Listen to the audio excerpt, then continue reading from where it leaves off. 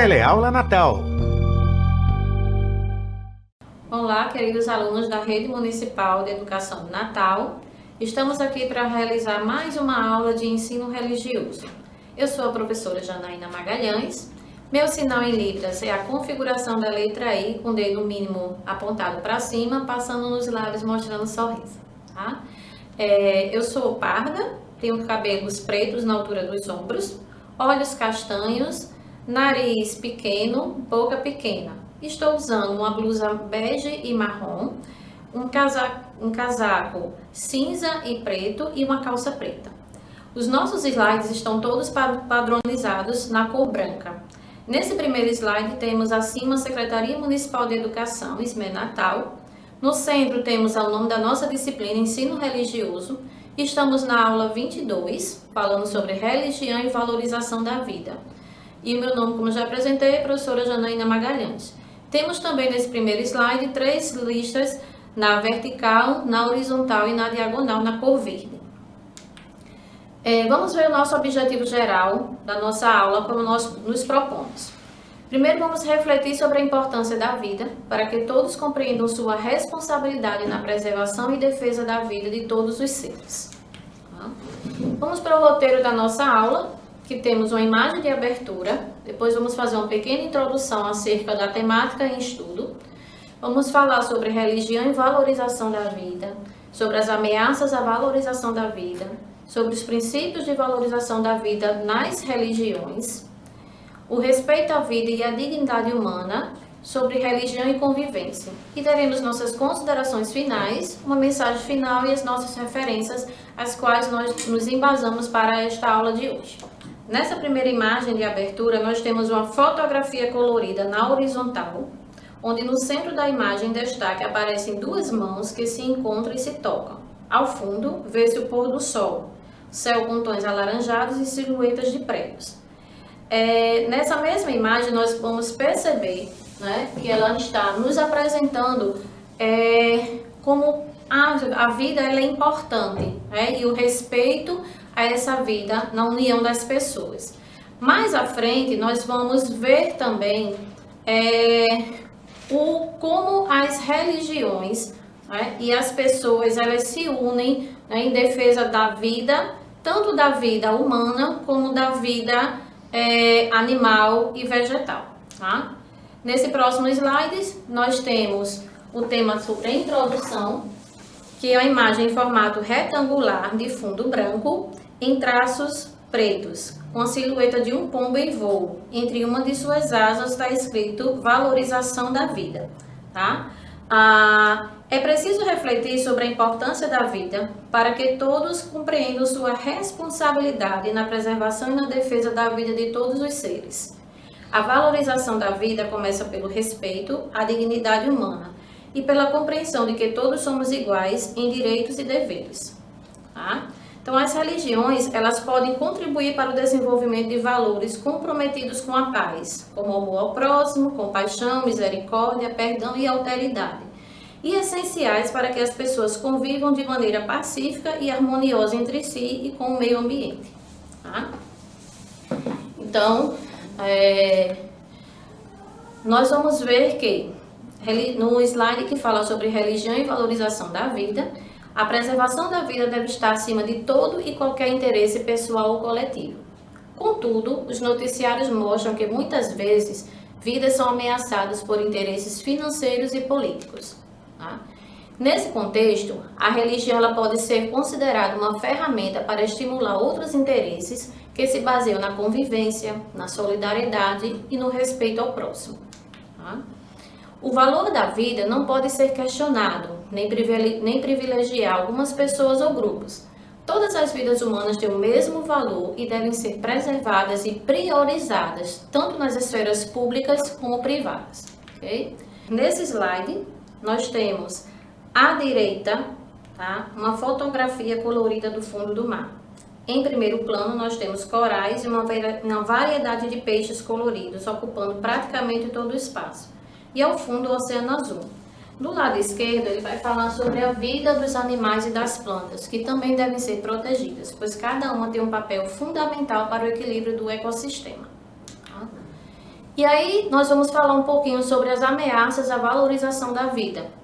Algumas das principais ameaças à valorização da vida são as diversas formas de violência. Então, no mundo todo há grupos mais vulneráveis, como as mulheres, os idosos, as crianças e outras minorias, né? E aí a gente vai falar um pouquinho também dessa violência, né, que também contra a mulher é um problema que ocorre em diversos lugares do mundo há muito tempo. Então, gente, quando a gente fala de violência, né, a gente não está falando só a questão da violência física, tá? Temos vários tipos de violência. Então, no mundo todo, essa violência não é presente somente na nossa realidade do Brasil. No mundo todo existem vários tipos de violência, principalmente com esses grupos mais vulneráveis e as minorias. O que são esses grupos mais vulneráveis? Por mais que a gente tenha muitas mulheres em que ela predomine, mas elas são consideradas ainda, né, nas sociedades, elas são consideradas ainda como vulneráveis, como pessoas que são indefesas em alguns aspectos, tá? Assim como os idosos, as crianças e outros povos que a gente considera como minorias, tá? Temos agora, nessa imagem, desse slide, do lado esquerdo da tela, uma fotografia colorida de uma mulher vista dos ombros para cima. Ela é negra, tem os cabelos cacheados e curtos. Sobre seu rosto, a pintura em tinta vermelha de uma mão cobre sua boca e bochechas, como se quisesse silenciá-la. Ela olha fixamente para o observador. Usa brincos em forma de argola, prateada e blusa azul. Tá? Então, o que é que essa imagem está nos querendo nos mostrar, né? A questão da violência contra a mulher. Essa violência afeta mulheres de todas as classes sociais, etnias e regiões brasileiras. Atualmente, a violência contra as mulheres é entendida não como um problema de ordem privada ou individual, mas como um fenômeno estrutural de responsabilidade da sociedade como um todo. Tá? Então, quando a gente fala dessa imagem, ela é bem presente, porque as mulheres, essa violência contra as mulheres, elas não estão só nas classes mais pobres, tá? Não estão mais nas periferias. Elas abrangem todas as classes sociais, então mulheres de alto poder aquisitivo, né? As mulheres que vivem nas mídias, que são famosas ou não, elas também sofrem tipos de violência. Não todas, mas para a gente perceber que essa violência ela não está só nas periferias, nas pessoas mais pobres. Não, ela acontece em todas as classes sociais, ok? E há vários tipos de violência, violência psicológica, física, não é? E tem todos os outros tipos de violência, a gente vai falar um pouquinho mais na frente. Apesar de os números relacionados à violência contra as mulheres no Brasil serem alarmantes, muitos avanços já foram alcançados em termos de legislação. Temos a Lei Maria da Penha, que é a Lei 11.340 de 2006, que é considerada pela ONU uma das 3 leis mais avançadas de enfrentamento à violência contra as mulheres do mundo. Tá? Então vamos ver um pouquinho a questão da Lei Maria da Penha, para que vocês entendam bem, né? Por que ela surgiu? Maria da Penha, ela foi uma mulher, inclusive ela é natalense, ela é daqui de Natal, tá? E ela já vinha sendo agredida várias vezes pelo seu marido, tá? E ela não era uma pessoa pobre, o seu marido era um professor conceituado, tá? E ela vinha sofrendo vários tipos de agressões por vários anos, tá? Ela fez várias denúncias, ia à delegacia, fazia denúncias, mas naquela época não existia uma lei que agregasse, que desse prioridade, né, a esses tipos de agressão, tá? Então, ela recorreu na última agressão, que ela levou um tiro, na última agressão, ela recorreu às leis internacionais para que ajudassem a ela, né, a fazer essa denúncia que fosse para frente. Então, a partir daí, surgiu a Lei Maria da Penha, né, em homenagem. Ela é uma mulher que está viva ainda, né? Hoje ela anda numa cadeira de rodas, ela é paraplégica, anda numa cadeira de rodas, mas tem uma luta muito grande em relação a não só a lei só para ela, mas uma lei que avançasse e desse cobertura a todas as outras mulheres, ok? A Lei Maria da Penha ela apresenta mais 2 formas de violência, a moral e a patrimonial, que somadas às violências física, sexual e psicológica, totalizam as 5 formas de violência doméstica e familiar, conforme definidas em seu artigo 7º. Tá? Lembrando que a Maria da Penha, né, ela se tornou paraplégica devido a uma das últimas violências que o marido, né, dela praticou contra ela. Tá? Ele foi preso, foi julgado e foi condenado. Tá? E hoje em dia ela faz palestras, ela vai para vários locais, ela faz palestras falando sobre a importância da mulher que se sentia agredida, não só fisicamente, mas moralmente, né, psicologicamente, de denunciar, de não se calar, não ser silenciada. Tá? Muitos movimentos sociais e religiosos buscam caminhos para valorizar a vida e salvar pessoas em situações de extrema vulnerabilidade, como dependentes químicos ou moradores de rua. A gente percebe, a gente vê, né, muitos nos noticiários essa questão desses dependentes químicos, de estarem jogados nas ruas, né, ou os próprios moradores de rua, eles serem frequentemente alvos de violência.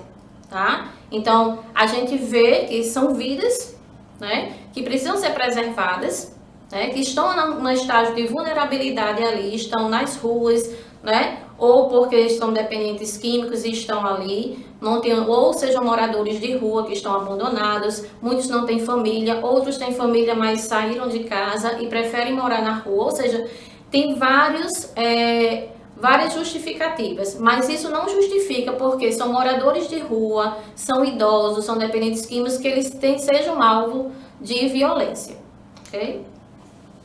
Essas iniciativas podem mudar em definitivo o curso da vida de muitas pessoas e famílias, deixando de colocar o lucro e outras questões à frente dos direitos à dignidade humana.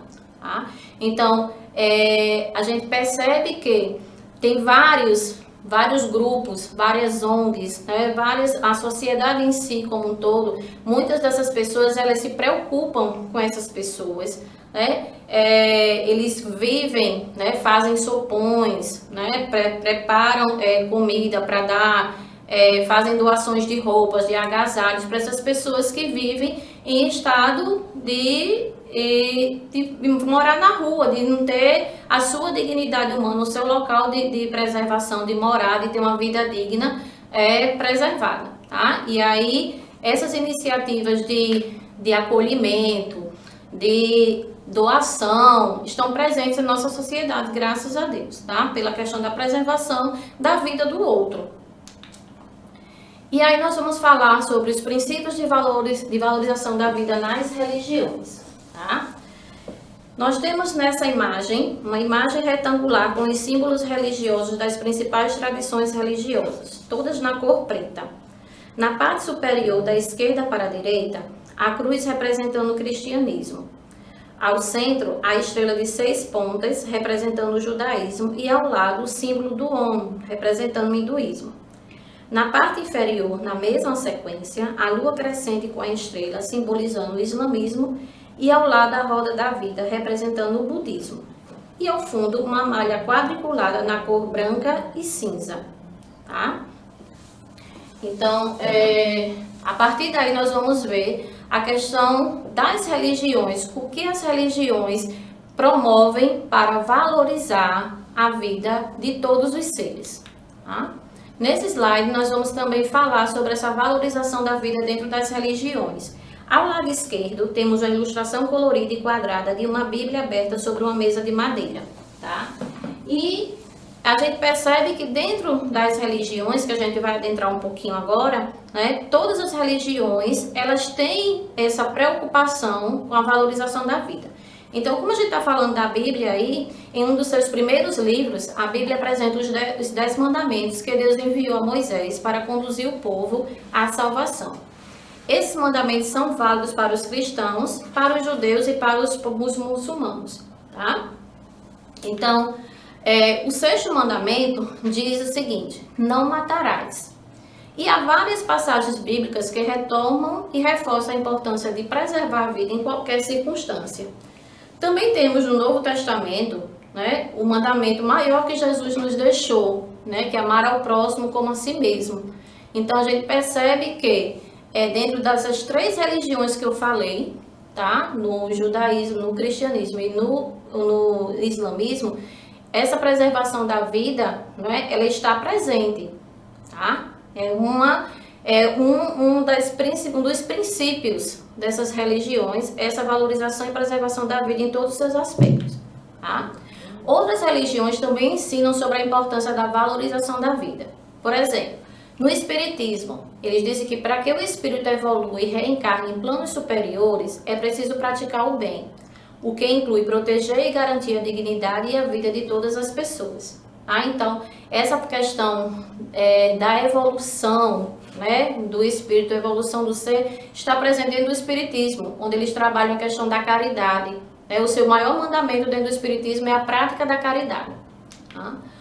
O budismo ele também defende todas as formas de vida, por isso sua preservação é um dos maiores objetivos dos seguidores de Buda. Para isso, a prática da meditação procura trazer equilíbrio pessoal para conviver com o outro e balancear as relações interpessoais. Então, a gente percebe também, que a gente já viu em aulas passadas, todas essas tradições, o budismo ele tem a preservação de uma vida como um todo. Então, a questão da natureza, dos animais, das plantas, e do ser em si, está muito presente dentro dessa preocupação em preservar a vida em todos os seus aspectos. E aí nós vamos falar um pouquinho, relembrar um pouquinho, lá na Declaração Universal dos Direitos Humanos, tá? Na Declaração Universal dos Direitos Humanos, no seu artigo 25, que ele diz: toda pessoa tem direito a um nível de vida suficiente para lhe assegurar a si e a sua família, a saúde e o bem-estar, principalmente quanto à alimentação, ao vestuário, ao alojamento, à assistência médica e ainda quanto aos serviços sociais necessários. E tem direito à segurança no desemprego, na doença, na invalidez, na viuvez, na velhice ou noutros casos de perda de meios de subsistência por circunstâncias independentes da sua vontade. E no segundo ponto ele fala da maternidade e a infância, quem tem direito à ajuda e assistência especial. Todas as crianças nascidas dentro ou fora do patrimônio gozam da mesma proteção social, tá? Então, só relembrando que a gente lá na aula sobre direitos humanos, nós falamos dessa questão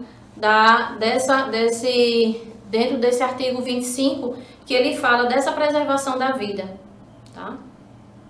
Então, a prática da caridade e o cumprimento dos direitos humanos envolvem ações que garantem atendimento a necessidades básicas, como alimentação e moradia. Contudo, sabemos que muitas atividades cotidianas são importantes para a valorização da vida e para a melhoria da sua qualidade, sobretudo da vida de pessoas vulneráveis, entre elas os moradores de rua. Tá?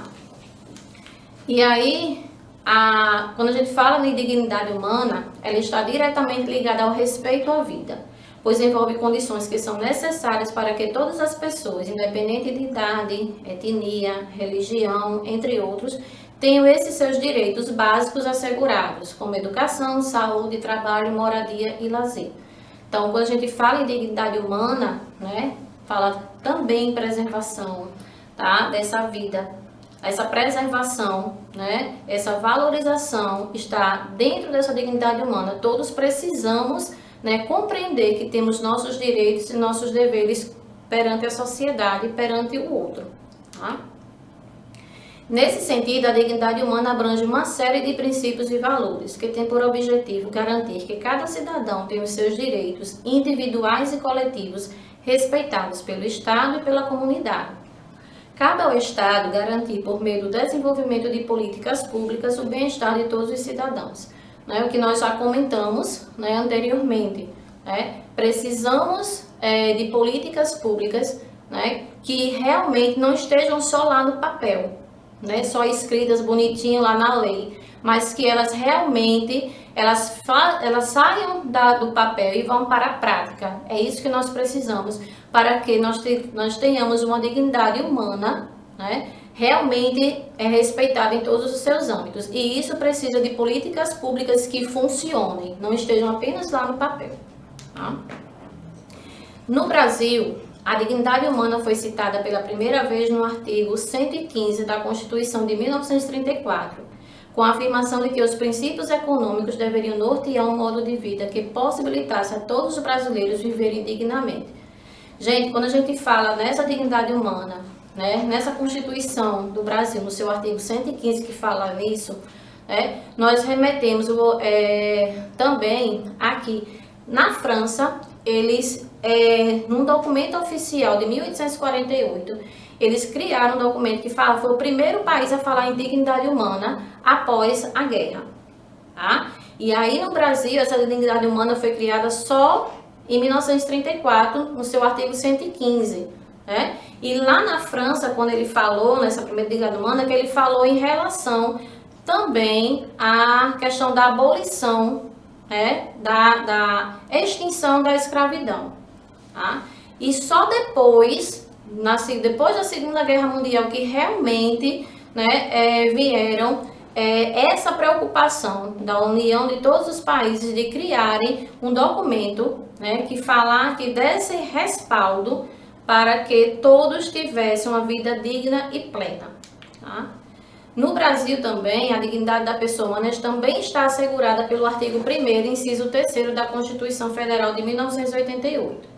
No entanto, alguns grupos como os afro-brasileiros, os indígenas, as mulheres, os idosos, as crianças, as pessoas com deficiência, os imigrantes, os refugiados e outras minorias estão mais suscetíveis a ter os seus direitos violados no Brasil. Gente, é só aqui no Brasil que acontece isso? Não. Nós estamos nos remetendo aqui, né, ao nosso país. Mas essa dignidade, ela também está sendo violada no mundo todo.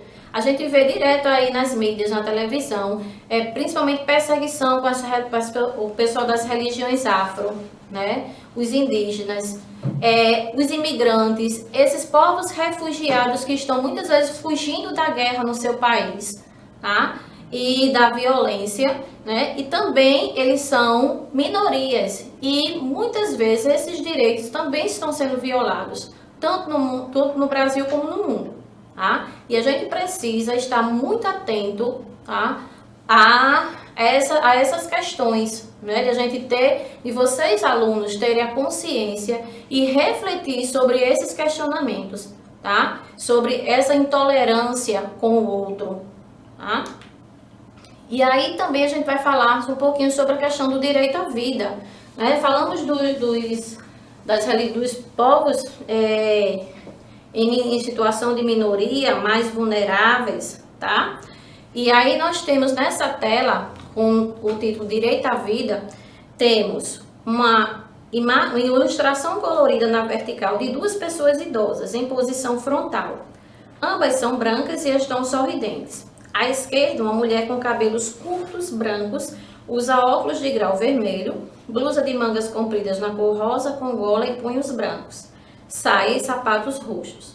Ela tem o braço direito à frente do corpo e na altura da barriga, e segura a mão de um homem que está à sua direita.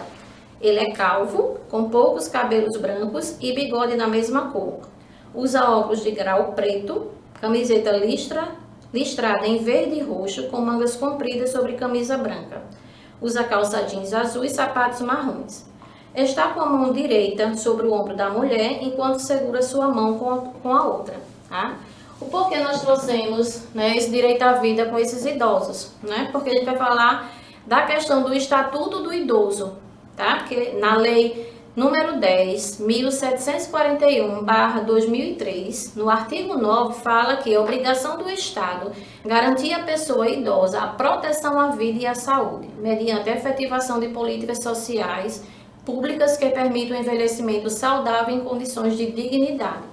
Gente, então, a gente tem que prestar bastante atenção também nos nossos idosos, né? Se a gente conseguisse seguir, né, o que os povos das religiões afro e os povos indígenas, eles têm a nos ensinar sobre o respeito aos mais velhos, né, a gente teria, né, uma sociedade muito mais justa e igualitária, né, porque a gente sabe que muitos desses idosos, eles também são alvo de violência também, muitas vezes doméstica, tá?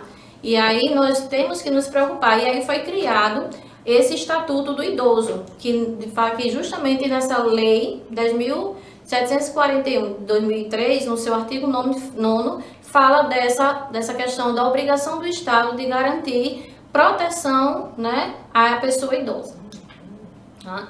E aí nós vamos agora falar um pouquinho sobre religião e convivência, tá? Então, nessa imagem temos uma ilustração colorida com 7 pessoas de religiões diferentes em posição frontal e abraçados sobre fundo verde.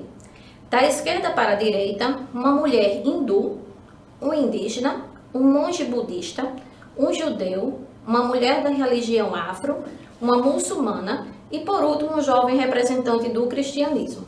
Tá?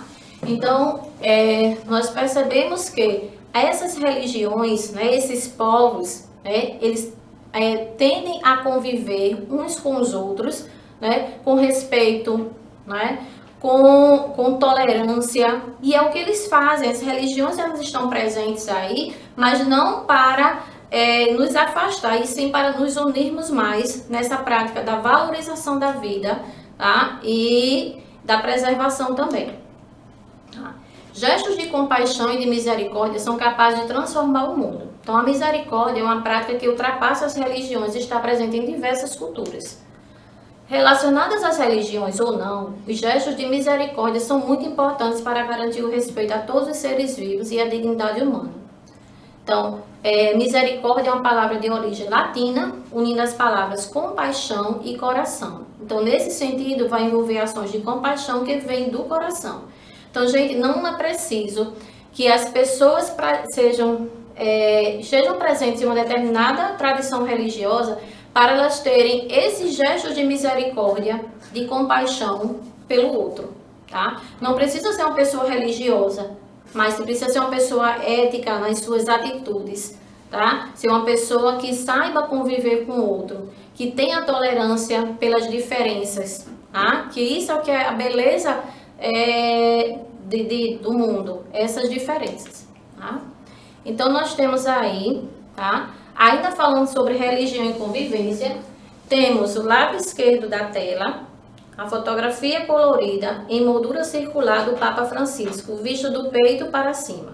Ele é branco, com cabelos curtos e brancos, e está sorridente, usa batina e um solidel brancos, tá? O que é que ele fala? Sobre a misericórdia, o Papa Francisco afirma, tá? Numa audiência geral interreligiosa, ele diz que, mas a misericórdia a qual somos chamados abrange toda a criação que Deus nos confiou, para sermos os seus administradores e não exploradores, ou pior, ainda destruidores. Então, quando ele fala isso, gente, ele está querendo justamente mostrar, né, e aí mostrar essa questão dessa misericórdia, né, desse acolhimento, né, que Deus nos deu para nós sermos os administradores desse planeta, de sabermos conviver uns com os outros, né?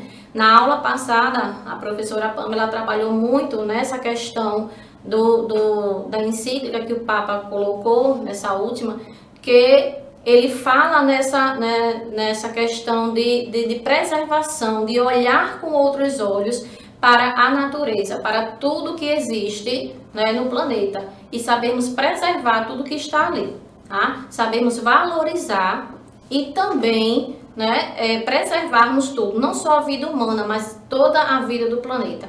Isso é muito importante, gente, que a gente perceba, tá? Várias religiões estabelecem o compromisso de acolhida e amor aos necessitados. Por meio das suas instituições, muitas religiões desenvolvem ações de caridade e misericórdia capazes de resgatar a vida e a dignidade de grupos vulneráveis. De modo geral, as religiões estão comprometidas com a misericórdia. Então, não é só a religião A e B que pratica atos de misericórdia, de caridade e de bondade. Não são todas. De um modo geral, elas estão comprometidas com isso. Então, vamos ver algumas religiões que falam dessa prática da misericórdia e da caridade, tá? No islamismo, eles dizem que Allah é a fonte de toda misericórdia, pois é considerado misericordioso, que dá misericórdia. Isso está presente no livro sagrado deles, no Alcorão.